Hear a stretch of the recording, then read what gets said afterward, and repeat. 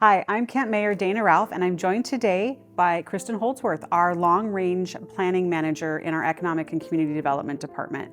We are going to provide you with a recap of the last legislative session. Legislature adjourned at the end of April, and I think if you could sum up anything about this session that might have made it stand out, it would be housing, housing, housing, and more housing. The number of hours that your team here at the City of Kent spent weighing in on proposed legislation and trying to make things work that the legislature was proposing so that it fit with the City of Kent cannot be understated. Hours and hours, lots of emails exchanged at 11, 12, 1 a.m. Through the session, Saturdays, Sundays. I think there weren't many days off. It was a rough session, let's just say that. There were some good things that came out, some things that we were already working on here in Kent, and then some things that we really see as challenges. So today we just want to walk through some of those things, some of the places where we think we achieved our goals, some of the places where we know we've got a lot of work to do, and then just reassure you that here at the City of Kent, regardless of where our position was on a lot of this legislation, we're going to do the very best we can to implement it in a way that makes sense for our residents. So, Kristen, thank you for joining us today. Where do we start? Well, it's been fun getting to know you. We've spent some quality time. Yes.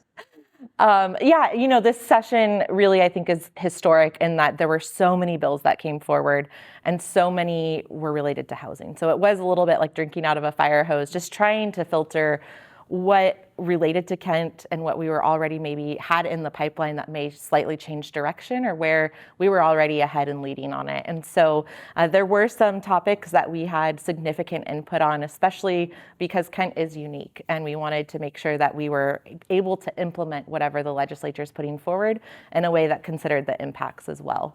So we can start with some of the big ones and then go in from there. Some of those ones that are the bill numbers are imprinted on my brain.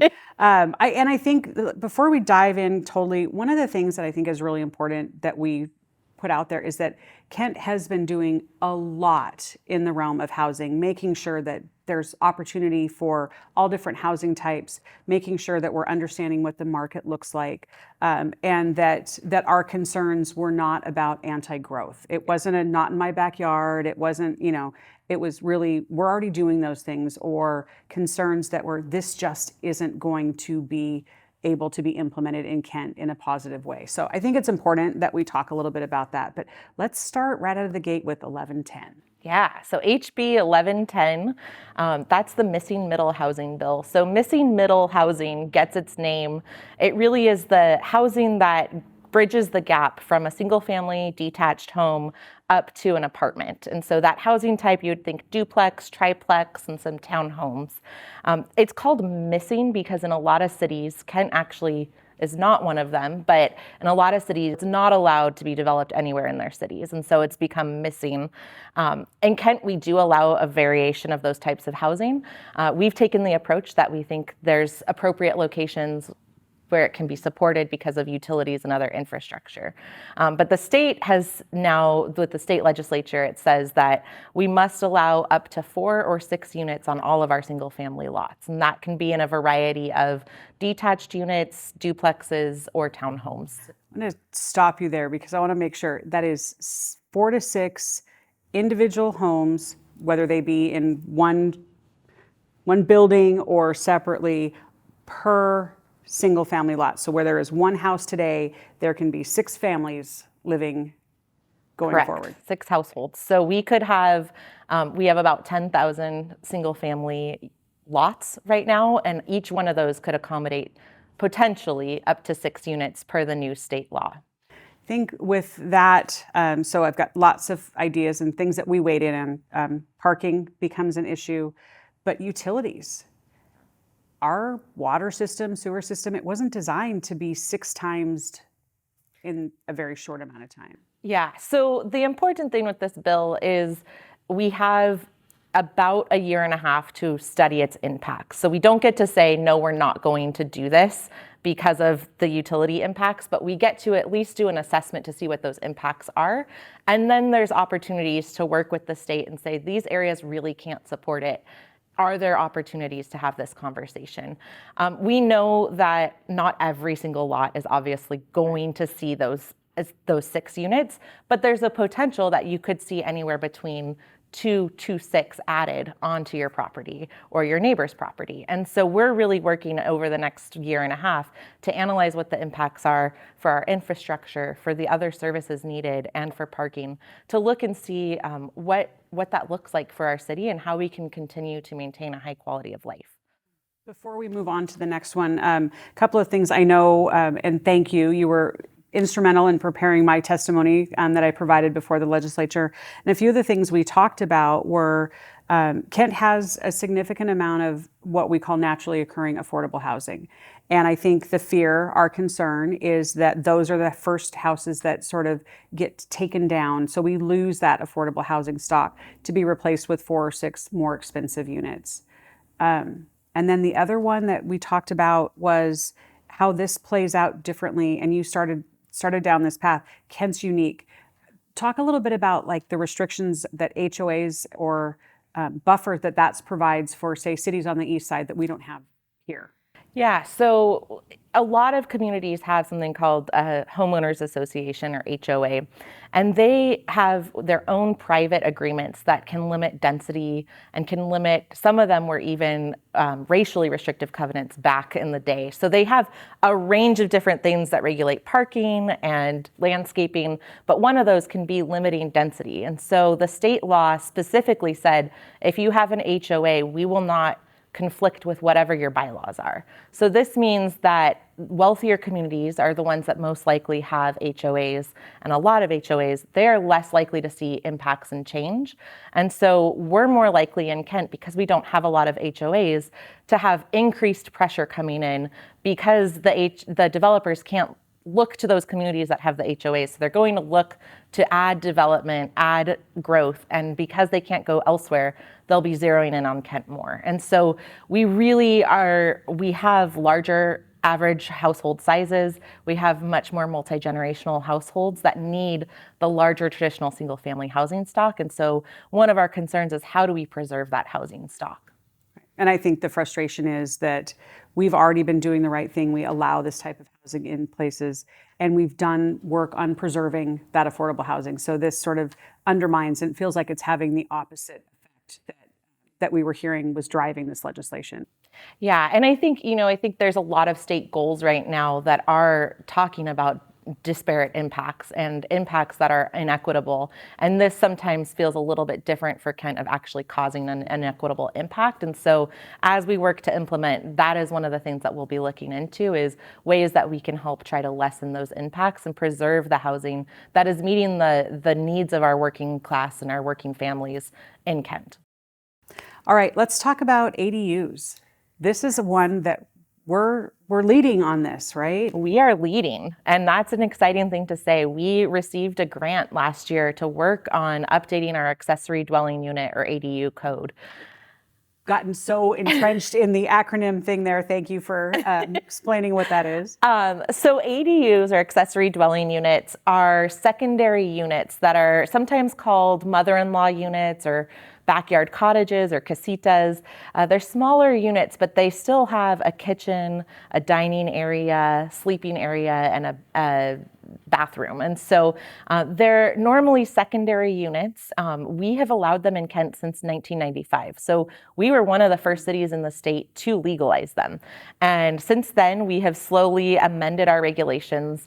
And we were already in the process through our Kent Housing Options Plan that we adopted. We'd heard from the community that this was a way to increase opportunities for housing, especially for multi-generational families, or for people who may have boomerang kids or older aging adults, or want to travel and have someone on their property, but not necessarily in their home directly with them.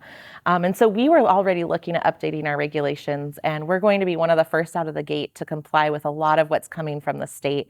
And we looked at things that weren't just potentially regulatory barriers, but also added unnecessary cost. And so one of the things we're really proud about, and this is still in the council process, but we've worked really closely as a city to identify ways that we can reduce the added costs for things that really don't add much benefit or any benefit. And so an example is we're now allowing shared utilities for the accessory dwelling unit and the primary house, which saves the homeowner about $20,000.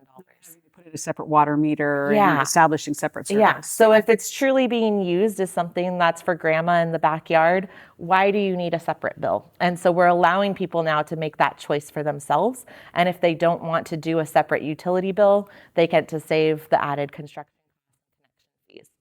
I love that we are leading on this because it does also, we've been able to be thoughtful in our process and implementation, engaged with the community. I know that your team has done a significant amount of outreach around accessory dwelling units and gotten feedback from the community. And I think that's one of the hard parts of the legislative session is things are happening so quickly. And again, intent, positive. Application is a bigger challenge. Yeah, that's true. And we've talked a lot with the community, and clearly not everyone's always thrilled when we talk to them, but we're really excited to hear ideas and feedback. And one of the things that we enjoyed hearing from the community was their ideas of ways that we could tweak what we were proposing to really fit the unique needs of different household configurations. And so we heard from people that were talking about, I have an older son who has a disability, but is primarily independent, but he's never going to be able to afford his own home. How can we make this work for him? And so we were able to also offer customer service along the way to talk about how we can help them get to their stated goals. No, I think that's fantastic. So those are the two big ones that come top of mind. Any other things we should be talking about? So some of them are within what the city can control, and then there's a whole bunch of things generally about housing that the state took action on as well. And so for us specifically, there were changes for including climate change into our long-range plans. Again, this is not something that's new to us. We already took the initiative and have committed that we're going to include that in our upcoming plans. So that's something we're excited to see other cities also be part of. And then there were also conversations around permit streamlining and making sure that there's more certainty so that when someone applies for a development permit, they understand that process going forward and there's not long delays. And Kent has been doing a really good job already through our electronic permitting transition to improve a lot of this. We also do a lot of what's called administrative design review with clear and objective standards. So some cities have a little bit of a reputation of a moving target of how they review their permits, whether they like it or not. And Kent has had an outstanding reputation of really being reliable in their decisions and how that goes forward. And so some of these things aren't going to affect us necessarily as much because we're already doing the good work again. But some of them will see changes throughout the region. And then the final one is there's a lot of conversation around tenant protections as well as investments in affordable housing. And those aren't necessarily things that we directly as a city will be implementing, but they will benefit residents, and they will also be things that may have investments into our region and the surrounding region. So a lot happened this session. I think this has just been a little taste of all the things that we weighed in on as a city. Want our residents to know that we are already at work figuring out what implementation looks like, what can we be doing, starting to work on some of those studies. It will mean that our neighborhoods, a good portion of them, have the potential of changing. And sometimes good, sometimes bad. I want to assure you all, and Kristen, I think you're right here with us, that we're going to do everything we can to make sure that the actions taken by the legislature, that we're implementing them in Kent the best way that we can. Yeah, and a lot of that will be through our comprehensive plan update. So if you go to engage.kentwa.gov/futurekent, we will be doing outreach throughout the next year and a half to talk about how we're implementing these laws, as well as other plans for preparing for our future.